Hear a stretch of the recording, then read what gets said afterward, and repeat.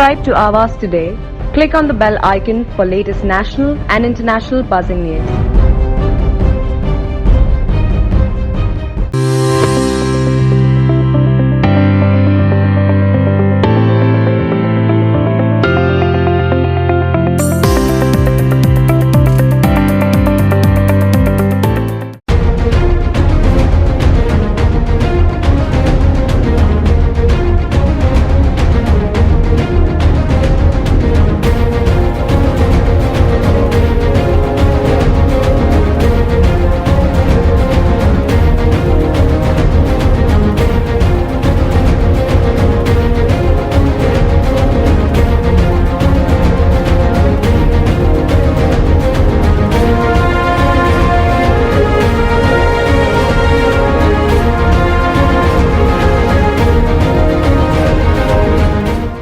आजचा सर्वात मोठा ठळक मुद्दा असा आहे, सुमारे 7 महिन्यापूर्वी माननीय आयुक्तांना पत्र दिलं होतं.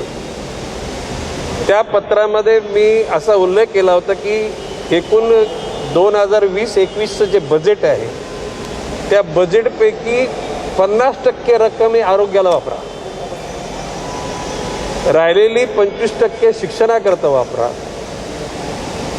प्री मान्सूनच्या करता 15% आणि ऑनगोईंग कामासाठी 10%. नवीन कामाला काय सुरुवात करू नका या कोविडच्या कालखंडात. आणि आपल्याला आठवत असेल की मी असं म्हटलं होतं की सुद्धा 1000 रुपये जर लसीच्या इंजेक्शनची किंमत असेल तर नवी मुंबई शहराची लोकसंख्या 15 लाख आहे, म्हणजे 150 कोटीची तरतूद या बजेटमधून लसीकरणाकरता करा, अशा प्रकारची मागणी मी केली होती. आता केंद्र सरकारच्या धोरणानुसार म्हणजे कोणी किती ग्लोबल टेंडर काढले, आपल्या महापालिकेने पण टेंडर ग्लोबल काढले होते, पण ते काय त्याच्यात निष्पन्न काही निघणार नाही. शेवटी सगळ्या कंपन्या केंद्र सरकारच्या माध्यमातून सगळा हा व्यवहार रोटेट करणार आहेत. पंतप्रधान माननीय नरेंद्रजी मोदी यांनी परवा दिवशीच आपल्या भाषणामधून सांगितलं की देशातल्या सर्व घटकांना फुकट लस दिली जाईल आणि त्याच्यामध्ये त्यांनी सांगितलं की 25% लस ही खाजगी रुग्णालयांना दिली जाईल. माननीय आयुक्तांना मी आज तेच सांगितलेलं आहे की ज्यांच्याकडे पैसे आहेत, म्हणजे सिनियर सिटीजन ज्येष्ठ नागरिकांना लस देण्याचा कार्यक्रम चांगला झाला. 18 ते 45च्या लोकांकरता आज एकूण अस्थिरता आहे, परंतु ज्यांच्याकडे पैसा आहे असे लोक खाजगी रुग्णालयामध्ये जाऊन किंवा मोठ्या मोठ्या कॉलन्यांमध्ये काही संस्थांनी किंवा कॉलनीतल्या सोसायटीच्या पदाधिकाऱ्यांनी हॉस्पिटलबरोबर टायअप करून त्यांच्या ठिकाणी लसीकरणाचा कार्यक्रम सुरू केलेला चांगला गोष्ट आहे. परंतु ज्यांच्याकडे पैसा नाही पण ज्यांना जगण्याची इच्छा आहे अशा गोरगरिबांकरता आज काही मार्ग नाही. 75% लस जी महानगरपालिकेला म्हणजे एकूण केंद्र सरकारच्याकडून राज्य सरकारच्या माध्यमातून मिळते ती चालू राहील, परंतु मी असं म्हटलेलं की 25% जी लस खाजगी रुग्णालयाला दिली जाते ती लस आपण टॅप करा, म्हणजे आपण ताब्यात घ्या आणि आपल्या झोपडपट्टी भागात, गाव भागात आणि शहरातल्या LIG भागामध्ये जे गोरगरीब लोक राहतात त्या लोकांना ती लस उपलब्ध करून द्या. 150 कोटीपैकी माझं म्हणणं की म्हणजे 50 कोटीमध्ये सगळा हा कारभार आटपून जाईल. नवी मुंबईची जनता म्हणजे नवी मुंबईचं नाव जे एक प्रकारे अन्य शहरांच्या तुलनेमध्ये एक पाऊल पुढे, ह्या बाबतीमध्ये हे निर्णय घेतला गेला तर एक पाऊल खऱ्या अर्थानं पुढे पडेल. आणि मी शेवटच्या अंतिम मीटिंगचा समारोप करताना माननीय आयुक्त महोदयांना आठवण करून दिलेली की हा आजचा आमच्या बैठकीचा हायलाईट मुद्दा असेल तर महानगरपालिकेच्या माध्यमातून खाजगी रुग्णालयांना जी 25% लस उपलब्ध झालेली आहे त्याच्यातला मेजर भाग हा गोरगरिबांच्या करता महापालिकेने पैसे खर्च करून त्या ठिकाणी द्यावेत, अशा प्रकारचं मागणी. नाही कसली वाढ बघायची, माझं म्हणणं लक्षात लगेच माननीय आयुक्तांनी लगेच खाजगी रुग्णालयाच्या प्रमुख लोकांना बोलवून एकूणच कुठल्या झोपडपट्टी परिसरामध्ये जे BPL बिलो पॉवर्टी लाईनचे लोक राहतात अशा लोकांना टॅप करून त्यांची एकूण ती लसीकरणाची व्यवस्था करावी हिशेब किताब पुढे बघितला जाईल. म्हणजे प्रश्न असा आहे की माननीय नरेंद्र मोदी साहेबांनी देशाच्या अर्थकारणाची काय दिशा लागेल ते लागू द्या, परंतु सगळ्यांना फुकट लस देण्याची घोषणा केली, लोकांमध्ये दिलासा निर्माण झाला. एकूण काय लगेच मोदी साहेबांनी सांगितलं म्हणजे दुसऱ्या दिवशी लस सगळ्यांना काय मिळेल असेल भाग नाही. 2 महिने, 3 महिने, 4 महिने, 5 महिने सुद्धा शेवटच्या टप्प्यापर्यंत हे लागतील आणि दिवसेंदिवस लसीकरण निर्मितीची संख्या सुद्धा वाढत चाललेली आहे. म्हणजे पहिल्यांदा लाखोच्या घरात होती, आता करोडोच्या घरामध्ये. आणि माझा अंदाज आहे साधारणपणे डिसेंबर एंडपर्यंत देशामध्ये व्यवस्थितपणे जर त्या ठिकाणी लसीकरण करण्याची मोहीम राबवली गेली तर डिसेंबरपर्यंत शेवटचा घटकसुद्धा लस घेऊ शकेल. परंतु शेवटचा घटक अन्य राज्यातील अन्य महापालिकातील असू शकेल, परंतु नवी मुंबई महापालिकेच्या जर कारभारामध्ये आमच्या सगळ्या म्हणजे ऑल पार्टी, कुठला धर्म, जात, पंथ, वर्ण, वर्ग याचा कोणाचा विरोध नाही. प्रशासक तेच आहेत आणि आयुक्त तेच आहेत. उद्याला त्यांनी अशा प्रकारचे 5, 25, 50 कोटी रुपये खर्च करून लोकांना लस दिली तर कोणी त्या ठिकाणी ऑब्जेक्शन घेणार नाही. आणि ते खरं म्हणजे चांगल्या पुण्याचं काम केल्याचं त्या ठिकाणी निर्माण होईल असं आमचं म्हणणं आहे. त्या बाबतीमध्ये एकूण टास्क फोर्स निर्माण करावा, त्याच्या अनुषंगानं सगळी माहिती घ्यावी आणि भविष्यकालामध्ये त्याचा प्रसार होणार नाही त्याच्या अनुषंगानं काळजी घ्यावी असं सांगितलेलं आहे. नाही, मी असं म्हटलेलं आहे की पुन्हा या ठिकाणी संबंधित खातेप्रमुखांची आणि त्यांच्या सर्व अधिकाऱ्यांची बैठक बोलवून एकूण आपल्या महानगरपालिकेच्या शाळा किती विद्यार्थ्यांच्याकडे पालकांच्या आर्थिक क्षमतेमुळे टॅब मिळालेले आहेत. गेल्या 19-20च्या कालखंडाचा जो अभ्यासाचा कालखंड गेला त्यावेळेला बऱ्याचशा विद्यार्थ्यांना ते ज्ञान मिळू शकलेलं नाही, म्हणजे ती एवढी कमतरता आहे. आता ते गेल्या वर्षीचा शॉर्टफॉल आणि या वर्षीचा अभ्यासक्रम ह्या दोन्हीची एकूण लेवल करण्याकरता शिक्षकांना प्रशिक्षित करा, त्यांची एकूण सिस्टीम अपडेट करा, अशा प्रकारची सूचना केलेल्या आहेत. आणि मला विश्वास आहे की एक गोष्ट खरी, 1,000 रुपये दिले म्हणजे काय सगळ्या गोष्टी नाही संपल्या.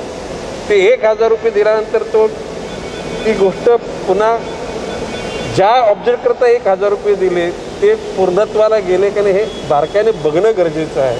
आणि त्याकरता तशा प्रकारची सिस्टीम निर्माण करतो असं माननीय आयुक्तांनी आम्हाला सांगितलं. नाही, मी असं म्हटलेलं आहे की 151 कोटीचे काय ते 271 कोटी झाले. मला माझं म्हणणं की आता या ठिकाणी CCTVची सध्या गरज नाही. हा पैसा आरोग्याकरता वापरा. येणारे म्हणजे उद्याला 3री लाट, 4थी लाट आणि लोकांनी जर नीट शिस्त नाही बाळगली तर जुलैच्या एंडला आणि ऑगस्टच्या मध्याकाळात 3री लाट आणि नोव्हेंबर डिसेंबरला 4थी लाट पण कोणी थोपू शकणार नाही, लोकांनी बेशिस्तपणा केला तर. आणि म्हणून मी असं म्हटलेलं की आता हे लॉकडाऊन संपला, लोक आता म्हणजे एकूण व्यवहारामध्ये गुंतली, परराज्यात गेलेली, परत जिल्ह्यात गेलेली, परत शहरात गेलेली लोक आता परत आपल्याकडे येतील. मी सांगितले की रेल्वे स्टेशन, ST स्टँड या ठिकाणी पुन्हा तपासणी केंद्र ठेवा. लोकांनी शहरात येताना, मी तिथून येताना योग्य पद्धतीनं माझी एकूण मेडिकल फिटनेस बरोबर आहे की नाही हे तपासणी करावं आणि शहरात जावं. म्हणजे त्या ठिकाणी फुकट महानगरपालिकेने द्यावं, त्यासाठी की पैसे आकाराची गरज नाही. माननीय महापौर जयवंत सुताराने यांनी गेली 5-6 महिन्यापूर्वी पत्र मान्य आयुक्तांना दिलेलं आहे की एकूणच CCTVच्या अनुषंगाने जे टेंडर निघू पाहते ते चुकीच्या पद्धतीने निघणार आहे अशा प्रकारची शंका माननीय महापौरांनी त्यावेळेला व्यक्त केली होती. आता हे 151 कोटीचे 271 कोटी हे हा आरोप आम्ही नाही केला, महाविकास आघाडीच्याच एका घटकाने केलेला आहे. म्हणजे आम्ही बोलत होतो आमचं म्हणजे आम्ही काय भ्रष्टाचार जे झाला असं किंवा होणार असं बोललो नाही आम्ही त्यावेळेला. आम्ही असं म्हटलं होतं की टेंडर काढताना एकूण प्रचलित जी पद्धत आहे उद्याला ती सर्व कायद्याच्या निकषावर एकूण ती परत तंदुरुस्त असली पाहिजे अशा प्रकारची भूमिका आम्ही मांडली होती. आता या ठिकाणी काही घटकांनी तर तिथं भ्रष्टाचार झाला असा आरोपच केलेला आहे, त्यांनी इन्क्वायरीची मागणी केलेली आहे. माझं असं म्हणणं आहे की इथं पारदर्शकता यावी आणि मी माननीय आयुक्तांना म्हटलं की आता एक तुम्ही CCTVचा कार्यक्रम तुम्ही सोडा, लोकप्रतिनिधी ज्याला निवडून येतील त्याला त्याच्यावर सांगोपांग विचार होऊन त्याच्यात म्हणजे एकूण ग्लोबल टेंडर काढा ना. म्हणजे कोरियामधून, जपानमधून, अमेरिकेमधून, युरोपमधून सुद्धा काही लोक येतील आणि ते येताना म्हणजे तो संशय जो त्या घटकांनी उपस्थित केलेला आहे, महाविकास आघाडीच्याच लोकांनी बोललं ना, तर तो त्यांचा संशय पण दूर होईल. म्हणजे ज्या अर्थी महाविकास आघाडीतला एक घटक बोलतोय याचा अर्थ निश्चितपणे तालमी काला आहे. असं म्हटलं जाते इंग्लिशमध्ये की where there is smoke there must be fire. जिथं धूर असतं तिथं आग असते आणि ती आग आहे की नाही शोधायचं काम आता मान्य आयुक्तांनी केलं पाहिजे. मान्य आयुक्तांना आम्ही म्हटले, तुम्ही होतात त्यावेळेला की आता CCTVचा हा जो प्रकार आहे तो थांबवून टाका, निवडणुका होतील, सभागृह स्थापन होईल, त्याला सभागृहाचे लोक निर्णय घेतील त्याच्यावर. आपको एक खबर है, 6-7 महीना पहले माननीय आयुक्त महोदय से मैंने मांग की थी कि सन 2020 और 2021 का जो बजट है उसमें से आधी जो भी बजट की अमाउंट है वो हेल्थ पे, आरोग्य पे खर्चा करो. जितने यानी इसका मतलब सादे बेड, ऑक्सीजन के बेड, ICU बेड, वेंटिलेटर के बेड, दवा, डॉक्टर्स का उपलब्धि, नर्सेस की, वार्ड बॉय की. तो जो बजट के आधा बजट भी आरोग्य के लिए चला गया, लोगों की जान बचाने के लिए. तो कोई भी इंसान, कोई धर्म का, जात का, पंथ का, वर्ण का, कोई पार्टी का इंसान भी उस पर सवाल नहीं उठाएगा. उचित स्टाइल से उसको यूटिलाइज किया. तो उस टाइम में मैंने मांग की थी कि भाई ये बजट में से 150 करोड़ रुपया यानी 15 लाख की बस्ती है, तो 1000 रुपया एक वैक्सीन का अपन कॉस्ट पकड़े तो 15 लाख बस्ती के लिए 150 करोड़ की लागत लगने वाली है. अभी आज के स्तर पे माननीय नरेंद्र जी मोदी पंतप्रधान, इन्होंने पूरे देशवासियों को फ्री वैक्सीन का अनाउंसमेंट किया. उन्होंने अनाउंसमेंट किया, इसका मतलब कल परसों तुरंत ट्रक के ट्रक आने वाले, ऐसा कुछ नहीं है. ये स्टेजेस में हर स्टेट को उनके पॉपुलेशन के हिसाब से चलता रहेगा और मेरे अंदाज से 1 दिसंबर तक इसकी मैक्सिमम वैक्सीनेशन का कार्यक्रम पूरा हो जाएगा. जिस चीज़ पे आपने ध्यान आकर्षित किया है, तो मैंने आज वही मांग की है कि आप प्रशासक हैं, आप आयुक्त हैं, आपको कोई पूछने वाला नहीं आ रहा. हम लोग आपको सपोर्ट करेंगे कि जिनके पास पैसा है, जो केंद्र सरकार की पॉलिसी के मुताबिक 75% स्टेट के माध्यम से कॉरपोरेशन, ग्राम पंचायत स्तर तक ये वैक्सीनेशन होने वाला है. लेकिन 25% जो प्राइवेट हॉस्पिटल को दिया गया है, मैंने आयुक्त से ये बोला कि ये जो 25% जो है वही आप लोग टैप करो, मतलब उसको कांटेक्ट करो. और ये झोपड़ी इलाके में, गांव खेड़े में और के LIC कॉलोनी में भी जो लोग हैं जिनको बचने की इच्छा है लेकिन पैसा उनके पास नहीं है, ये खर्चा करो, कोई भी ऑब्जेक्शन देने वाला नहीं है. और ये इसके लिए ये CCTV के आज के तारीख में कोई ज़रूरत नहीं है. ज़रूरत है, आज के तारीख में ज़रूरत नहीं है. इसलिए ये हाईलाइट मैंने किया है कि आखिरी आज के मीटिंग का हमारा प्रमुख मुद्दा है कि लोगों को फ्री वैक्सीनेशन करो, गरीब लोगों को. अभी कई कार्यकर्ताओं ने अपने जेब से पैसा निकाल के प्राइवेट हॉस्पिटल के माध्यम से वैक्सीनेशन किया, कई कॉलोनी के सदस्य लोगों ने किया. अच्छा, ठीक है, लेकिन इस टाइम में जो पैसा न होने के कारण यानी हताश और निराश होकर जो बैठे हैं, उनका हौसला बढ़ाने की ज़रूरत है. और वही मांग मैंने आज की है. मैंने देखिए बात ऐसी, आज से मैं समझता हूँ 4 महीना पहले सिडको के MD जो संजय जी मुखर्जी है, उनके साथ एक मीटिंग का आयोजन मैंने करवाने के लिए बताया था. और उस मीटिंग में माननीय आयुक्त बांगर साहब भी आए थे. और उस टाइम में उनको मैंने बोला था कि भाई आप दोनों मिलके ये जो DP प्लान में जो महानगर पालिका के लिए जो भूखंड की ज़रूरत है उसका फैसला करो. आज ही मैंने संदीप नाइक XMLA को बोला कि सिडको MD को पत्र लिखो और एक 8-15 दिन के अंदर वो मीटिंग हो जाएगी। उस मीटिंग में आने के लिए हम लोग आयुक्त महोदय को भी आग्रह करेंगे और ये जो प्लॉट का लेना देने का फैसला है उसको अंतिम अंजाम देने की इच्छा मेरी पक्की है। रहा सवाल अभी आज मैंने सवाल उठाया जो मालूमात तक जो आज से 20 साल तक प्रॉपर्टी टैक्स या पानी का पैसा बढ़ेगा नहीं, मैंने हम लोगों ने वादा किया था। सद्भाग्य से आयुक्त महोदय ने भी वो पानी का टैक्स भी नहीं, रेट भी बढ़ाया नहीं और प्रॉपर्टी टैक्स भी नहीं बढ़ाया। लेकिन अभी 1-2-3 महीने में नोटिस आने लोगों को कि दुगुना उसका प्रॉपर्टी टैक्स हो रहा है, पेनल्टी हो रही है, लोगों में एक तरह की घबराहट निर्माण हुई है। तो मैंने आयुक्त महोदय से कि भाई जो नोटिस है उसको आप रुकाओ, एक बार एक कोविड का ये सब मामला सेटल हो जाने के बाद में झोपड़ी इलाके से कई कारपोरेटर्स जो क्या है या जानकार लोग शहरी इलाके से और गांव इलाके से ऐसे कई लोगों को बुला के इसमें सच्चाई क्या है इसका पूरा जायज़ा लेने के बाद इस पर अमल करो, तब तक अमल रुकाओ। क्योंकि चलो जिन लोगों ने बहुत सारे साल मेरे प्रॉपर्टी टैक्स नहीं दिया वो लोगों को थोड़ा यानी उसको जो हिलाने की ज़रूरत है, लेकिन किसने थोड़ा बहुत कोई एक्स्ट्रा बांधकाम किया है तो उसको दुगुना टैक्स देना ये कोई अच्छी बात नहीं है। और टैक्स देना चाहिए ज़रूरत के इतना, लेकिन लोगों को पैनिक करके लोगों को परेशान करके टैक्स देना ये कोई अच्छी बात नहीं है।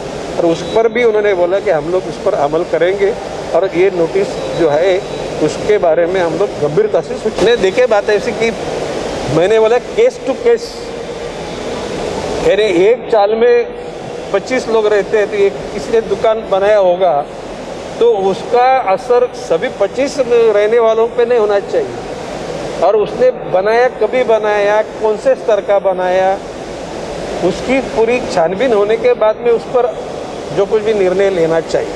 मैंने आपको मालूम है कि मैंने बोला है बजट के आधा हिस्सा जो स्वच्छ भारत के माध्यम से यानी क्लीनिनेस रहेगा, हॉस्पिटल की मरम्मत करो, बेड्स बढ़ाओ, यानी ordinary beds, oxygen bed, ICU bed और वेंटिलेटर बेड्स, उसमें डॉक्टर, नर्सेस और वार्ड बॉय की भी भर्ती करो, दवा का पूरा स्टोर करो। यानी ये चीज़ के लिए यानी ये कोई कमतरता है इसलिए कोई अपना नागरिक मर गया ऐसा रिपोर्ट नहीं आना चाहिए। रहा जो आधा बजट है उसमें से 30% बजट एजुकेशन पे खर्चा करो कि education is the best of the life. और इसलिए मैंने बोला है कि भाई लास्ट मीटिंग में मैंने बोला था कि टैब दे दो और जो 19-20 में जो एजुकेशन नहीं मिला उसके लिए अभी टीचर्स लोगों को बुला के 19-20 का और 20-21 का एजुकेशन पूरा उनको मिले और उनकी मानसिकता और शारीरिक क्षमता और ज्ञान की क्षमता लेवल पे आ जाए, इसके लिए पूरा सिस्टम करो, ऐसा उन्होंने उनको बोला। वो उसके लिए तैयार हुए। नहीं, मेरे तक ये निवेदन नहीं है। यहाँ सुनिए, देखिए बात ऐसी, कौन से भी पार्टी का कोई भी कार्यकर्ता हो गलत ढंग से किसी लोगों को परेशान या आत्महत्या के लिए वातावरण निर्माण करता होगा तो ऐसे परिवार को मदद करने की हमारी भले वो हम लोग बीजेपी का भी कार्यकर्ता रहा और वो कोई गलत काम करता है उसको हम रोकेंगे। आपका लिए वो जो निवेदन है मेरे पास भेज। नहीं, देखिए बात ऐसी कि इसमें कोई गलत ढंग से ये टेंडर पास न हो जाए, ये तो मेरी मांग है। अभी ये जयवंत सुतार अपने महापौर ने ये बात 6-7 महीना पहले उठाई थी। अभी महाविकास आघाड़ी के घटक पार्टी के एक नेता ने ये बात उठाई है, तो जब उनमें रहने वाले लोग ही उस पर शंका जताते हैं तो मैंने बोला कि where there is smoke there must be fire. जहाँ पे धुआं होता है उधर अंगार होती है। और एक बार किसी चीज़ का संभ्रम निर्माण हो गया तो उसकी क्लियरिटी आने की ज़रूरत है। मैंने तीसरी बार हो गई, पहले पुलवा खाड़ी के बाजू में वो मेडिकल वेस्ट गिरा था, आज आयरोली के।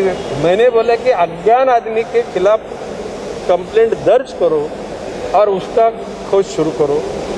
अभी ये कोविड के कालखंड में तो एक बहुत भयावह है, लेकिन कोविड के बाद में भी इस ढंग का मेडिकल वेस्ट रास्ते पे गिरना लोगों की सेहत के लिए अच्छा नहीं है और उसकी नोटिस लेने के लिए मैंने आयुक्त महोदय से कहा है। नहीं, देखिए बात ऐसी कि संजू नाइक उधर जो बॉडी में है तो हमारी भूमिका वापस क्यों पूछती है। नमस्ते। Subscribe to Awaaz today. Click on the bell icon for latest national and international buzzing news.